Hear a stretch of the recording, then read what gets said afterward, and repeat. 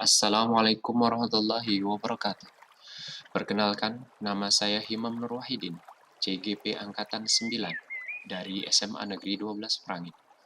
Pada kesempatan kali ini, saya akan menyampaikan demonstrasi konstekstual modul 1.1 dari pemikiran Ki Hajar Dewantara dengan ambil tema pendidikan berpihak kepada siswa. Strategi untuk mewujudkan pemikiran Ki Hajar Dewantara. Ada hal-hal yang perlu kita perhatikan. Yang pertama, sekilas pemikiran Ki Hajar Dewantara. Ki Hajar Dewantara memiliki pemikiran yang revolusioner dalam bidang pendidikan.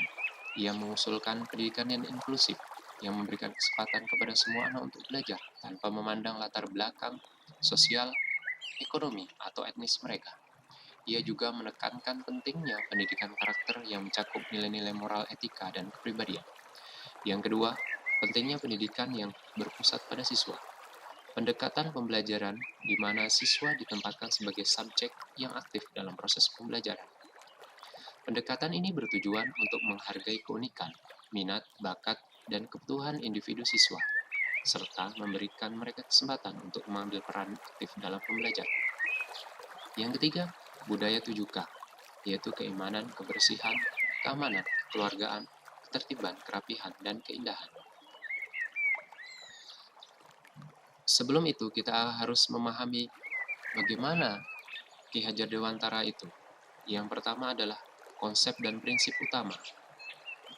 Ki Hajar Dewantara mengambil konsep Tutwuri Handayani yang secara harfiah yaitu mengendalikan kendaraan dengan tali. Konsep ini menggambarkan bahwa pendidikan harus mengarahkan dan membimbing siswa dalam mengembangkan potensi mereka, bukan hanya memberikan pengetahuan secara pasif. Prinsip utamanya adalah Ingarso Sung Tulodo, Ing Madyo Mangun Soekarso, Tutwuri Handayani. Prinsip ini berarti di depan memberi contoh, di tengah membangun semangat, di belakang memberi bimbingan.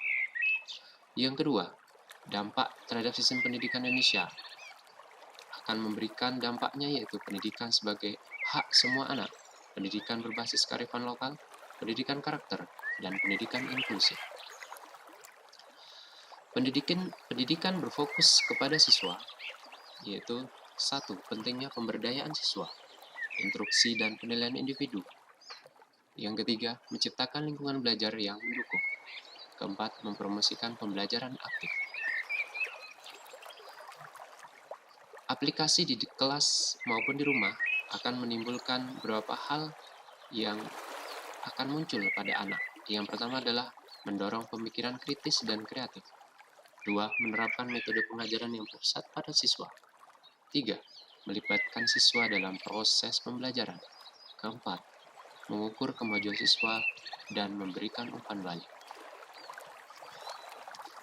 Budaya 7K di sekolah akan ada beberapa hal yang sangat kita pentingkan. Yang pertama, budaya 7K ini akan menghasilkan contoh proyek kolaboratif seperti proyek seni kolaboratif, proyek penelitian kelompok, dan juga tentang budaya 7K, keimanan, kebersihan, keamanan, kekeluargaan, ketertiban, kerapihan, dan keindahan akan menjadi sarana pembelajaran bagi anak dalam membentuk kepribadian yang mulia.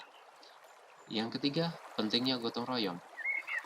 Gotong royong merupakan konsep kerjasama dan saling membantu antara anggota komunitas untuk mencapai tujuan bersama di lingkungan sekolah. Gotong royong memiliki peran yang sangat penting.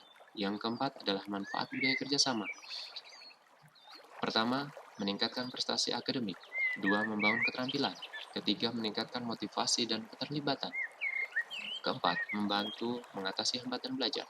Kelima, mempersiapkan siswa untuk dunia kerja. Selanjutnya, menciptakan lingkungan yang inklusif. Maka, kita akan mempromosikan keragaman dan inklusivitas, mengatasi kebutuhan belajar individu, memastikan kesempatan yang sama bagi semua siswa, menumbuhkan rasa memiliki. Dampaknya akan pada keberhasilan siswa. Yang pertama adalah meningkatkan prestasi. Yang kedua, mengembangkan keterampilan sosial dan emosional. 3. Persiapan untuk usaha masa depan. 4. Meningkatkan keterampilan berpikir kritis. Tantangan dan solusi. Maka ini akan memberikan tantangan, yaitu membangun dukungan dari pendidik dan orang tua. Strategi untuk mengatasi tantangan tersebut: mengidentifikasi hambatan untuk melaksanakan pendidikan berpusat pada siswa, perbaikan dan adaptasi berkelanjutan. Kesimpulan: yang pertama, inspirasi untuk terus mengamalkan pemikiran Ki Hajar Dewantara. Yang kedua, pentingnya pendidikan yang berpusat pada siswa. Ketiga, dorongan untuk eksplorasi dan penelitian lebih lanjut. Demikian pemaparan kali ini. Atas perhatiannya, kami ucapkan terima kasih. Wassalamualaikum warahmatullahi wabarakatuh.